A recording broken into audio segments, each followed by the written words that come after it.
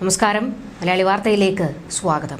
മൂന്നാം ഭരണം ഉറപ്പിച്ചിരിക്കുകയാണ് CPM. എന്നാൽ പാർട്ടിയിൽ ഇപ്പോൾ വലിയൊരു പൊട്ടിത്തെറിയുടെ വക്കിലാണ് കാര്യങ്ങൾ എത്തി നിൽക്കുന്നത്. ചില അഭ്യൂഹങ്ങൾ CPMൽ നിന്ന് പുറത്തേക്ക് വന്നിരുന്നു. അതിലേറ്റവും പ്രധാനപ്പെട്ടത് വരാനിരിക്കുന്ന തെരഞ്ഞെടുപ്പിൽ പിണറായി വിജയൻ മുഖ്യമന്ത്രി സ്ഥാനാർത്ഥിയാകില്ല എന്നുള്ള വിവരങ്ങൾ പുറത്തു വന്നിരുന്നു. പകരം പാർട്ടിയെ നയിക്കാൻ അദ്ദേഹം ഉണ്ടാകുമെന്നും മുഖ്യമന്ത്രി സ്ഥാനത്തേക്ക് മറ്റൊരാളെ കൊണ്ടുവരാനുള്ള നീക്കവും നടക്കുന്നു എന്നുള്ള ചർച്ചകളൊക്കെ വന്നിരുന്നു. ഒന്നിലും ഉറപ്പിച്ചൊരു തീരുമാനം വന്നിട്ടില്ലെങ്കിലും പല അഭ്യൂഹങ്ങളാണ് പാർട്ടിയിൽ നിന്ന് തന്നെ പുറത്തേക്ക് വരുന്നത്. മുഖ്യമന്ത്രി പിണറായി വിജയൻ തന്റെ പിൻഗാമിയായി കണക്ക് കൂട്ടുന്നത് റിയാസിനെ ആണോ എന്നുള്ള സംശയം പാർട്ടിയിൽ പലർക്കും ഉയർന്നു വന്നിട്ടുണ്ട്. അങ്ങനെയാണെങ്കിൽ റിയാസിനെ ഇപ്പോഴേ വെട്ടിയൊതുക്കണം എന്ന നിലപാടിലേക്ക് പാർട്ടിയിൽ ഒരു പറ്റം എത്തിയിരിക്കുന്നു. അതായത് ഒരു കനൽത്തരി നീറിപ്പുകയുന്നുണ്ട്, അതെപ്പോൾ വേണമെങ്കിലും വലിയ ഒരു ആളിക്കത്തലിലേക്ക് എത്താം എന്നുള്ള സാധ്യതയാണ് വരുന്നത്.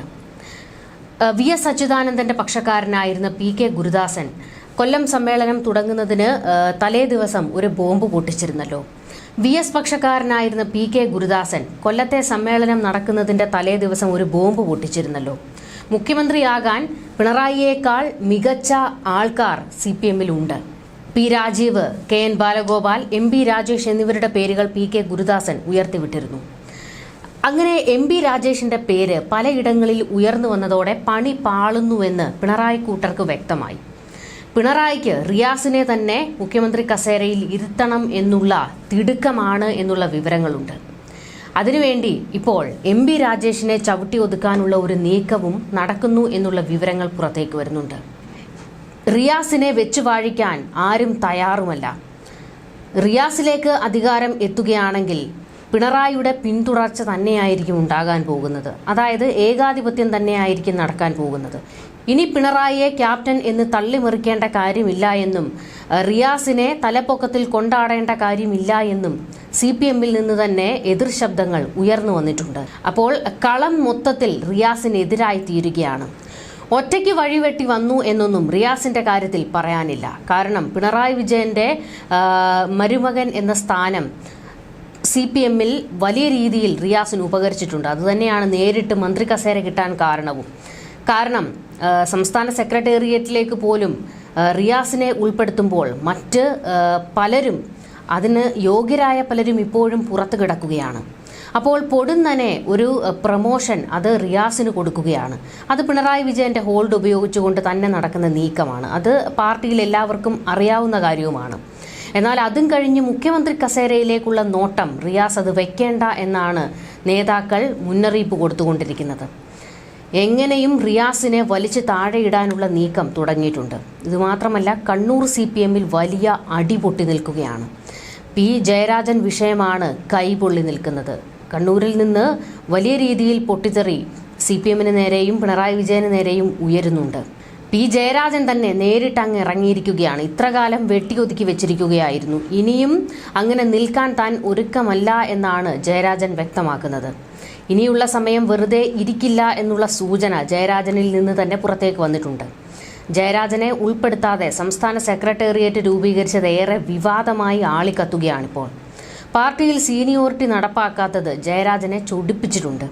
ഈ സാഹചര്യത്തിലാണ് സംസ്ഥാന കമ്മിറ്റിക്ക് നൽകിയ 2 പരാതികളിൽ ചർച്ചയും മറുപടിയും ഇല്ലാത്തത് എന്തുകൊണ്ടാണെന്നായിരുന്നു ചോദ്യം ജയരാജൻ ഉയർത്തിയിരിക്കുന്നത്.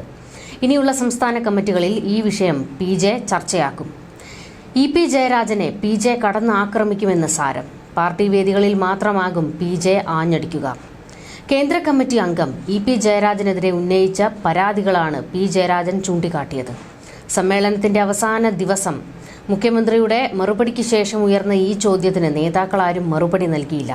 ഇതിനുശേഷമാണ് EP ജയരാജൻ ഉൾപ്പെടുന്ന പുതിയ സംസ്ഥാന കമ്മിറ്റി അംഗങ്ങളുടെ പാനൽ MV ഗോവിന്ദൻ അവതരിപ്പിച്ചത്. പക്ഷേ ഈ പാനലിനെ P ജയരാജൻ എതിർത്തില്ല. പാർട്ടി ഉപരിഘടകത്തിലേക്ക് സ്ത്രീകൾക്ക് വേണ്ടത്ര പരിഗണന കിട്ടുന്നില്ല എന്ന ആക്ഷേപം മേഴ്സിക്കുട്ടിയമ്മ ഉന്നയിച്ചു. ഇതിലും നേതൃത്വം മറുപടി നൽകിയില്ല. N സുകന്യയെ ഒഴിവാക്കിയത് എന്തുകൊണ്ടാണെന്ന് പറയാതെ ചോദിക്കുകയായിരുന്നു അവർ. സീനിയർ നേതാക്കളെ സെക്രട്ടേറിയറ്റിൽ എടുക്കാത്തതിന്റെ അമർഷം CPM നേതാക്കൾക്കിടയിൽ ശക്തമാണ്. സംസ്ഥാന കമ്മിറ്റിയിൽ നിന്ന് 2 സ്ത്രീകളാണ് ഒഴിവായത്. PK ശ്രീമതിയും സൂസൻ കോടിയും. പകരം K ശാന്താകുമാരിയും R ബിന്ദുവും വന്നു. സെക്രട്ടേറിയറ്റിൽ നിന്ന് ശ്രീമതി ഒഴിഞ്ഞപ്പോൾ കെ ശൈലജയെ ഉൾപ്പെടുത്തി.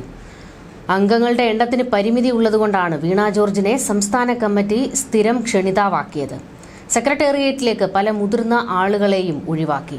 മന്ത്രി എം രാജേഷ്, എം വിജയകുമാർ, കടകംപള്ളി സുരേന്ദ്രൻ എന്നിവരിൽ ഒരാൾ PBയിൽ എത്തുമെന്നാണ് എല്ലാവരും കരുതിയത്. 40 കൊല്ലമായ സംസ്ഥാന സമിതി അംഗമാണ് വിജയകുമാർ. ഇതിന് മുകളിലേക്ക് വിജയകുമാറിന് പാർട്ടി പദവികളൊന്നും നൽകിയില്ല.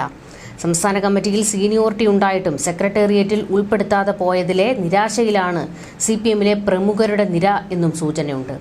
സീനിയോറിറ്റി അല്ല, സംസ്ഥാന നേതൃത്വത്തിൽ പ്രവർത്തിക്കാനുള്ള മികവാണ് സെക്രട്ടേറിയറ്റ് രൂപീകരണത്തിൽ കണക്കിലെടുക്കാറുള്ളത് എന്നാണ് പാർട്ടിയുടെ ഔദ്യോഗിക നിലപാട്.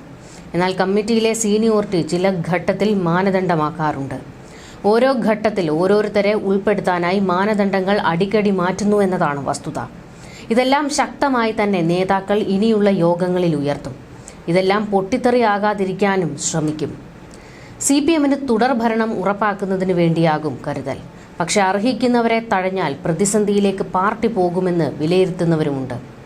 നിലവിലെ സെക്രട്ടേറിയറ്റ് അംഗങ്ങളിൽ ഏറ്റവും അധികം കാലം സംസ്ഥാന കമ്മിറ്റി അംഗമായിരുന്ന ശേഷം സെക്രട്ടേറിയറ്റിലേക്ക് എത്തിയത് കെ ജയചന്ദ്രനും MV ജയരാജനുമാണ്. 27 വർഷം. ഏറ്റവും കുറഞ്ഞ കാലത്തെ സംസ്ഥാന കമ്മിറ്റി അംഗത്വം കൊണ്ട് സെക്രട്ടേറിയറ്റിൽ എത്തപ്പെട്ടത് M സ്വരാജും മുഹമ്മദ് റിയാസുമാണ്. സംസ്ഥാന സമിതിയിൽ എത്തി 4 വർഷം കൊണ്ട് സെക്രട്ടേറിയറ്റിലെത്തി. പിണറായിക്കും തോമസ് ഐസക്കിനും 11 വർഷത്തെ സംസ്ഥാന കമ്മിറ്റി അംഗത്വത്തിന് ശേഷം സെക്രട്ടേറിയറ്റിലെത്തിയവരാണ്. വിജയകുമാറും P ജയരാജനും മേഴ്സിക്കുട്ടിയമ്മ എന്നിവരും ഏറെ നാളായി സംസ്ഥാന സമിതിയിലുള്ളവരാണ്. ഇതിൽ M വിജയകുമാർ DYFIയുടെ മുൻ അഖിലേന്ത്യാ പ്രസിഡന്റുമായിരുന്നു. ഇത്തരത്തിൽ പിണറായി കാലത്ത് പല പൊളിച്ചെഴുത്തുകളും നടക്കുകയാണ്. എന്നാൽ ഇതിനെല്ലാം ഒരു പറ്റം നേതാക്കൾ ശക്തമായി എതിർക്കുന്നുണ്ട്. റിയാസിന് വഴിവെട്ടുന്നു എന്നുള്ള ആരോപണം പിണറായിക്ക് നേരെ ശക്തമായി ഉയരുന്നുണ്ട്. 3ാം തവണയും അധികാരം ഉറപ്പിച്ചിരിക്കുന്ന CPM മുഖ്യമന്ത്രി ആരാകും എന്നുള്ളതിൽ ഇപ്പോൾ തന്നെ ആശങ്ക ശക്തമാണ്. പിണറായി അല്ലെങ്കിൽ മറ്റാര്? അതാണ് ഇനി അറിയേണ്ടത്. ന്യൂസ് ഡെസ്ക് മലയാളി വാർത്ത ഇൻസൈഡ്.